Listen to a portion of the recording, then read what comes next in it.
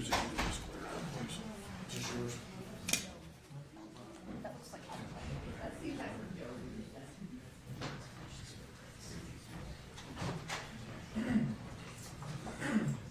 Please remain seated. Come to order. Court is back in session.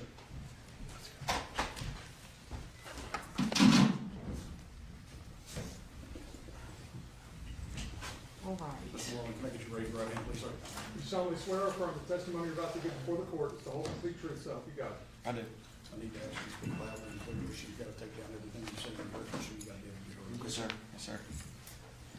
All right, sir. I have been provided with petition to enter a plea of guilty in your case. I need to ask you several questions to make sure you understand the contents of this plea petition, to make sure that you're competent to enter the plea, and make sure you understand the rights you have as a criminal defendant. While we go through these proceedings, you've already been instructed to answer my questions verbally so the court reporter can take down your response. I also want to instruct you that if I ask a question you don't understand or say something you don't understand, please stop me.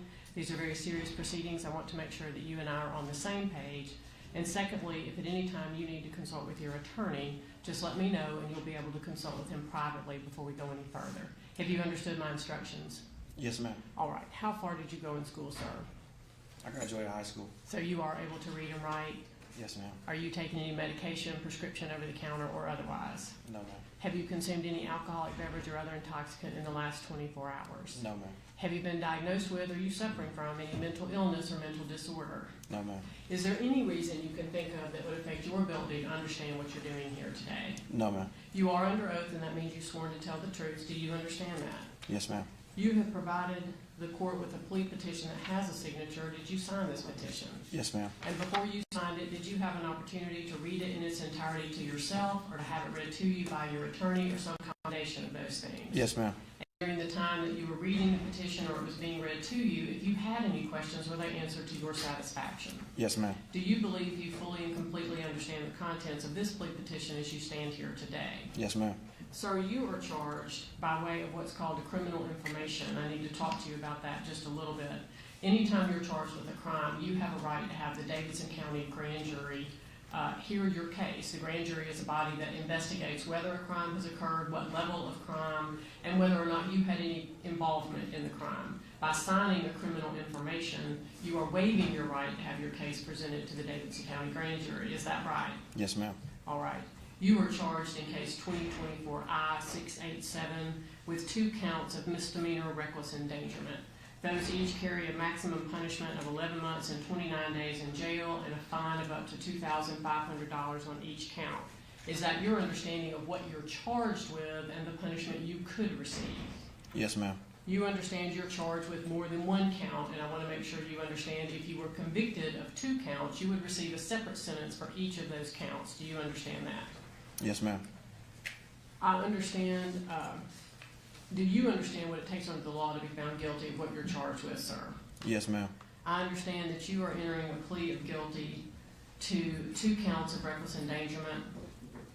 You will receive a sentence of 11 months and 29 days, all suspended except 7 days incarceration, which will be served in a DUI education center. The remainder of that sentence will be served on supervised probation. These counts run consecutive to each other, that is, one after the other, for an effective sentence of 2 years. And the sentence is pursuant to judicial diversion, which we will talk about a little bit later. Is this your understanding, sir, of what you're pleading guilty to and the punishment being imposed?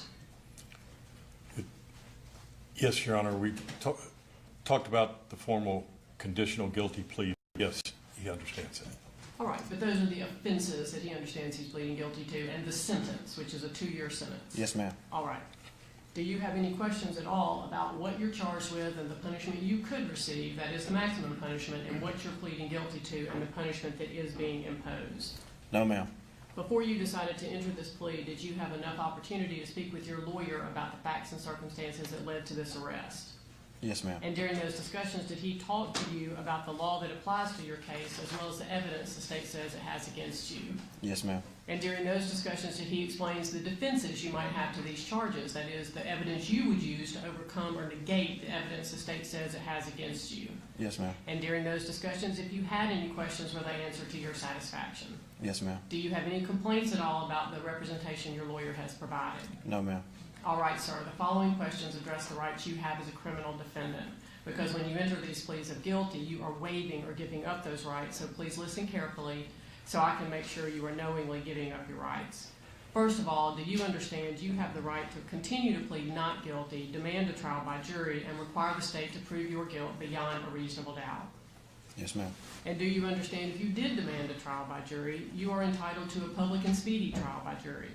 Yes, ma'am. Do you understand if you were to demand a trial by jury, it would be the state's responsibility to prove your guilt beyond a reasonable doubt, but you have no obligation to prove that you're innocent because under the law you are presumed to be innocent? Yes, ma'am. Do you understand if you did demand a trial by jury, you are entitled to a fair and impartial trial by a jury of your peers made up of citizens of Davidson County? Yes, ma'am. Do you understand had this case gone to trial, you would have the right through your attorney to cross-examine any witness the state called to testify against you? He could question their memory, their truthfulness, and bring forward any pertinent facts about your side of the case. Yes, ma'am. And do you understand you have the right to use the subpoena power of the court to require the attendance of any witness that could testify for you if there were such witnesses? Yes, ma'am. Do you understand had your case gone, you would be instructed that it could not consider your decision not to testify as evidence of your guilt or for any other purpose? Yes, ma'am. Do you understand had you been found guilty at trial, you would have the right to have a jury set any fine greater than $50 and the court would set your punishment at a separate sentencing hearing? Yes, ma'am. And furthermore, if you were convicted, you could appeal your conviction as well as any punishment imposed to a higher court. And if that higher court found you did not receive a fair trial or a fair and proper sentencing hearing, that court could grant relief, including the possibility of a new trial. Yes, ma'am. And do you understand, sir, that through all of the proceedings I've just gone over, you have the right to an attorney. And if you could not afford an attorney, I would appoint one for you, and that includes if you went to trial, were convicted, and wanted to appeal that conviction. Yes, ma'am. Do you have any questions at all about the rights you have as a criminal defendant? No, ma'am. Do you understand if I accept this plea of guilty here today, that ends your case in this court once and for all? There is no further discussion, there is no jury trial, no sentencing hearing, and no appeal. Yes, ma'am. Sir, you are pleading guilty pursuant to what we call judicial diversion. That is a particular statute for first offenders that allows you, if you successfully complete all of the terms of your probation and have no other arrests or problems with the law, you may then petition the court to expunge all public record of these offenses. On the other hand, if you do not successfully complete your probation or you have other arrests or trouble with the law, you run the risk of losing your judicial diversion status, and if that happened, these offenses convert to convictions on your record. Do Yes. you understand that, sir? I understand. Has anyone threatened you with anything or promised you anything in order to get you? Yes, ma'am. All right, for counsel, Mr. Robinson, do you believe that your client understands the nature of the charge against him, the law that applies to the charges, the pros and cons of entering the plea versus going to trial, and that he is entering the plea freely, knowingly, and voluntarily? Yes, Your Honor. All right, thank you. Let's do the facts, please.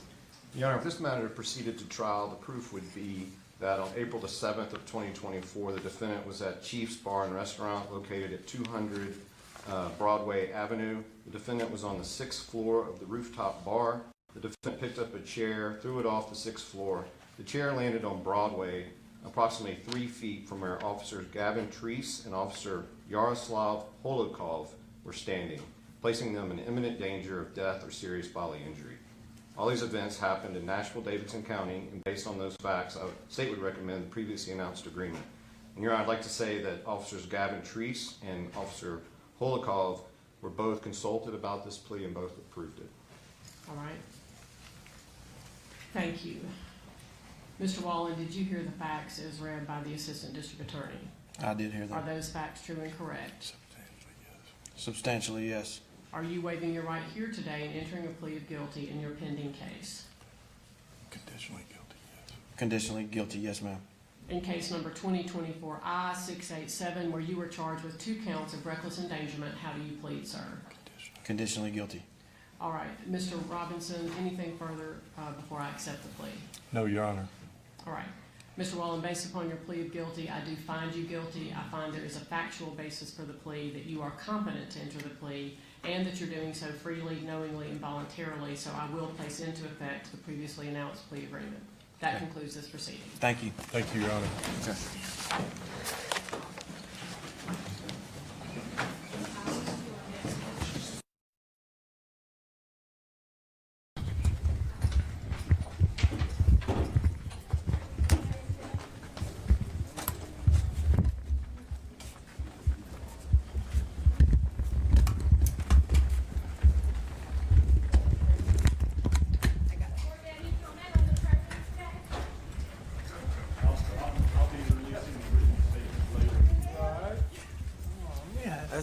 I